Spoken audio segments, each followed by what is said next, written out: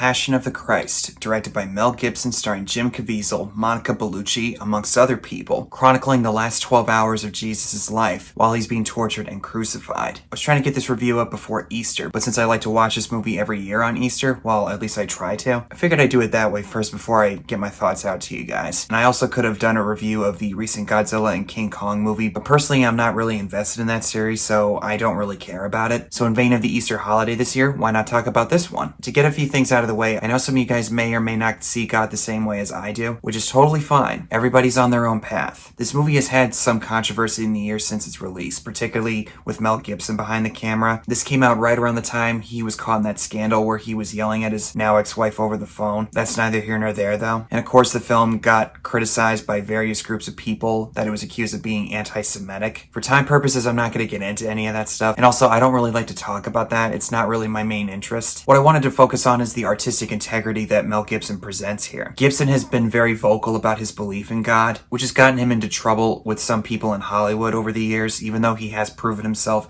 as a creative talent. And according to the Rotten Tomatoes meter, critics didn't really seem to care for this movie, while the audience reaction was more positive. It's more than likely due to the mixture of people that were devout believers in God, along with those who like Mel Gibson's work. Say what you want about the guy, but he is able to draw in an audience. And even now, 20 years later, Hollywood, in a way, is still willing to take a chance on him. I'll try to be as brief on my history with this movie, but I grew up in a Catholic family, went to Catholic church. As I got into my teen years, I kind of drifted away and wasn't really as involved as some of my other peers were. And as I got into my 20s, I drifted further away, but by the time I was 25, I found a church that was able to meet my spiritual needs. Basically focusing on the idea that it's not about religion, it's about a relationship with God. And that's just me personally. If any of you feel differently than I do, that's totally fine. But this movie came out when I was in middle school. I was 14 years old. I didn't get to see it in theaters. My mom at the time was working for a Catholic parish, and all the people that she worked with over there, they went to see this movie upon its release, along with my grandmother, my father's mom. And from what she told me at the time,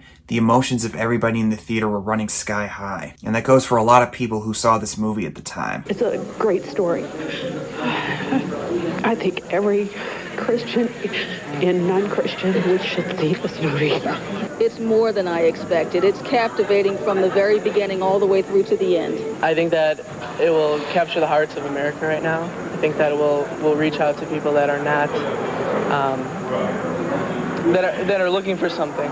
It wasn't until about 2 years after, when I was 16, that this movie was being played on HBO, and I decided to give it a watch with my parents in the room. And by the time the movie was over, I was a huge wreck. Found it to be very compelling and powerful. I also remember being taken aback when I saw the trailers and hearing them speak in a different language, because going to Catholic school, I was shown various specials about Jesus' life and the crucifixion, and they had editions where they spoke English, and my mom had to explain to me they didn't speak English in that area back then. Now in hindsight, I think it adds more to the realism of the entire thing, and how every single actor in this movie is able to speak it, I think, really well. I'm not a language expert or anything, but even Jim Caviezel, who's an American actor, I think he manages to sell it very convincingly. When I think of Jesus, Jim Caviezel comes to mind. I know there's that Chosen series that's being shown on Amazon Prime or whatever streaming service it was originally a part of. I've only seen it in parts, but it's actually quite good from what I've seen. Again, neither here nor there. But Caviezel, I think, really manages to sell this aura and awe-inspiring feel that people see when they see him with their own eyes. It's the way he's able to lock eyes with people, particularly Barabbas when he's being released, and even he's a little bit intimidated by him. I don't know if intimidated's the right word, but there's just something about him that really captures your attention. For the role of Jesus, especially dealing with the crucifixion, this requires a whole lot out of an actor. And Caviezel is put through the ringer here. He's been very vocal about what they put him through with the makeup process and how he was able to stand on that cross with everybody just caring about their business. It really is a big eye-opener. Makeup time started from 2 in the morning, and they went till 10. So that alone right there, the boredom, but not just the boredom, the uncomfortable position, you're never sitting down. And a lot of this is due to the writing and the direction from Mel Gibson, who was a co-writer in this movie. The humanity of Jesus, I think, is portrayed very well, because in the opening scene where he's in the garden praying to God, there's a sense of eeriness and dread that's looming in the air, with Satan tempting Jesus as he's praying, and then when they finally show up to arrest Jesus, then the movie just gets even more and more riveting from there. Probably the most compelling part for me in this opening is the soldier who gets his ear cut off by Peter, and when Jesus puts the ear back on him, he's just in awe. and disbelief of what this guy did for him. If I had to interpret it correctly, he is finally starting to see what the big deal is with Jesus, that he actually might be who he says he is. And we go through the various trials and hoops and hurdles that all the high priests put him through, then showing Peter denying Jesus 3 times, which even now still gets me. I also really like how this movie shows certain flashbacks to various points and how it ties into what's going on in the present storyline. Similar to Batman Begins, where we see the past and present storylines working in conjunction with each other, it's all meant to show you how Bruce Wayne becomes Batman. In the case of Passion of the Christ, it shows you how much significance this moment is having on everybody around him. With Judas showing some hesitation to betray Jesus, they clearly show that he's guilt-ridden by what he's done. And then he starts to experience these weird visions and hallucinations, more than likely being haunted by the devil. And then ultimately, he ends up killing himself. To my knowledge anyway, I'm not well versed in the Bible. Obviously, I've read a good amount of the Bible. I don't remember every single detail. From what I remember, I don't think we really get much time with Judas, but I think this movie, in a lot of ways, as any form of entertainment would, it has to take some creative liberties and some artistic license with what's already been established before. I do like how it humanizes Judas in a way. It doesn't portray him as like some clear-cut bad guy. Did he actually feel this way after he betrayed him? I don't know. And I know they say never assume anything because of, well, you know. I think it's safe to assume, at least for me, that maybe he did on some level feel some kind of guilt for what he did. You never know. My favorite part in the entire thing is the flashback of Jesus creating the dinner table. We see how very playful he is and how motherly she is. Slightly rebellious, but in a playful type of way. Clearly a mama's boy, and I don't think that's a bad thing. Yeah, I said it. But then later on, Jesus is brought before Pontius Pilate because they want to have some kind of authority condemn him to death. Pilate gets word of what's going on and decides to talk to Jesus himself. And as we know from the Gospels, he doesn't really seem to understand why they want him dead. Now, the movie portrays him as someone who isn't really thrilled about his assignment there in Jerusalem. He's been putting down rebellions for the entire time he's been there. And when this situation with Jesus pops up, he's afraid that another one's going to start. Even after his talk with Jesus, he tells the people, look, I don't really see what this guy did wrong. Maybe we should just let him go. Just like what they did with Judas, he's not being portrayed as a generic bad guy. He doesn't want to crucify Jesus, but he knows that if he doesn't, he might get blamed for being a coward and some kind of uprising might start. And his wife also advocates for Jesus, calling him a holy man, causing further hesitation in his mind. And it'd be really easy for me to talk about the production design and the costume design, but with Mel Gibson's direction, Caleb Deschanel was the cinematographer. I think they superbly captured the time period here. At least for myself, it feels like the biblical era come to life right before your eyes. Everything feels very dirty and sandy and grimy, like you're actually in the same place that existed all those years ago. But it starts to get really serious when we get to the torture scene. One of the hardest scenes I've ever witnessed in film, next to Saving Private Ryan, Hacksaw Ridge, and 12 Years a Slave. It goes on and on and on to the point where I literally started to look away. I like to think I've developed a strong stomach as I've gotten older, but even so, once they got to the next part of the torture,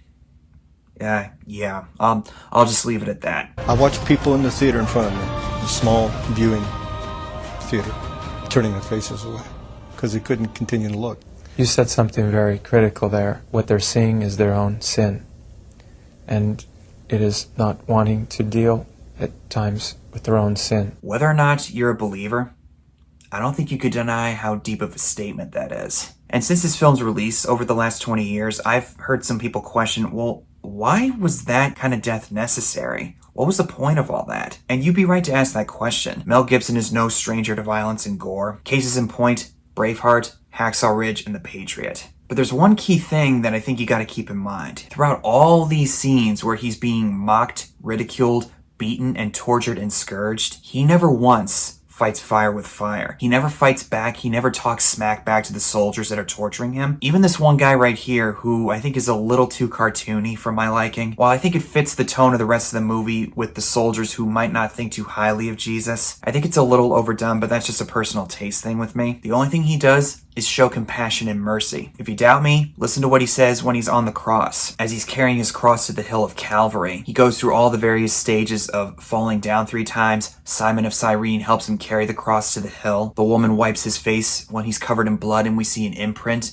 of his face on her blanket that she wiped him with. And then Mary Magdalene, who's played by famous Italian actress Monica Bellucci, remembers when she first met him in the flashback where we see him drawing the line in the sand. Could be wrong here, but I think that might be an artistic liberty that Mel Gibson takes here. Either way, I still think it manages to convey the right emotion, because it shows just how deeply upset and troubled Mary is when she sees what's happening to him. And while I was watching this again, I remembered all the various stations of the cross, or the crucifixion, that I was taught in Catholic school. Falls for the first time, meets his mother, is given water, and whatever else. I don't remember the exact sequence. It's been a long time. They happen slightly out of order here, but that's just a small nitpick. I don't really get bothered by that kind of stuff. Like I said, it's a movie. There's going to be some creative liberties on some level. Then we get to the hill where he's nailed on the cross. And for anyone who doesn't know, when we see the hand start to put the first nail in, we don't see his face, but that's actually Mel Gibson doing it. The reason being, and I'm paraphrasing when I say this, he said, "My sins put him on that cross, as did yours and everybody else's." So that's me, or him, Mel Gibson, owning up to it. He's put up on that cross and he's in really, really bad shape. He's got the two thieves, one on each side. Gesmus is mocking Jesus, while Dismas is regretful of what he's done. The one priest who's there and some of the Roman soldiers are asking, "Okay, if you're the Messiah, why don't you come down from the cross and show us?" I don't want to get on my soapbox here, but I almost said out loud, you know what, even if he did, you still would have found a way to doubt that he was real. But instead of pushing back, Papa, spoke up.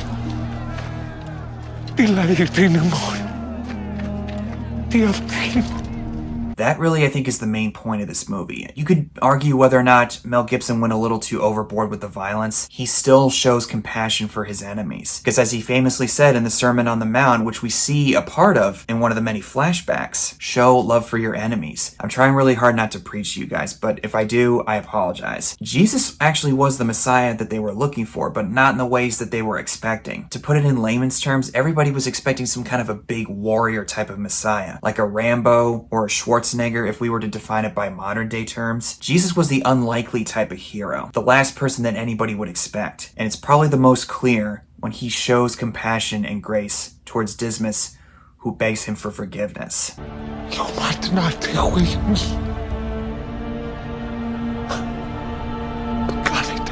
I kid you not, every time I watch that scene, I start to tear up. Even when I rewatch this, it still got me. Another thing that I caught on to that I didn't remember is we see this Roman soldier, as Jesus is being taken away to the hill, clearly starts to feel some kind of compassion for Jesus. He tries to give him water right in his dying moments, and he even checks to see if he's dead instead of going the traditional way that his commanding officer orders him to. And he helps Mary take his body down. And I guess, if I'm thinking about it symbolically, as he pierces his body to see if he's dead, he literally gets washed by Jesus' blood. Maybe that was God showing this Roman soldier mercy. I'm probably reading too much into it, but my brain can't help but notice those things. But of course, Jesus ends up dying, and then a huge earthquake erupts, destroying the temple, to the shock of all the priests that are there, and all the Roman soldiers in the town are shaken by this too. And then the film ends with a really powerful and inspiring image that Jesus is actually alive 3 days later, and then he walks off screen to meet up with his friends. I kind of wish that we saw another scene of him meeting up with his followers after that, but I still really like how it ends. And believe it or not, there is actually a sequel in the works, with Jim Caviezel returning to the role. Last time I checked, there's no release date that's officially been marked, but I'd be curious to check it out and see how they portray what happened after his resurrection. I mean, there's a whole lot of things that I'm not even mentioning, like the fact that the guy who played Judas, Luca Leonello, he actually was an atheist prior to starring in this movie, and due to his appearance in this movie, he became a devout Catholic. And of course, we see a flash of the Last Supper, tying into the idea that he is indeed showing love towards his friends and telling them to love each other as he loved them. A lot more stuff that I could go into, but for time purposes, we're just gonna leave it at that. Passion of the Christ is a movie that I think is definitely worth everybody's time, whether or not you are a believer. And you may or may not like this movie if you're a fan of Mel Gibson's work. The idea of God and religion is a very heated topic. I would say even more so than politics. But if you at least have an open mind to the idea of Jesus and the Bible and God, this movie I think would definitely be worth your time. And if you're someone who's sensitive to violence, just prepare yourself. But it's a really great portrayal of the overall message of Jesus and how his impact on the world is still felt 2,000 years later. Those are my thoughts on Passion of the Christ. Thank you guys so much for watching. Comment below and tell me what your thoughts are on this movie if you've seen it. Politely and civilly, please. Like I said, I know religion can be a very heated topic, but whatever your thoughts are, just keep it civil and respectful as possible. That's all I ask. Thanks again, guys. Hope you had a great Easter, and as always, see you in the next one.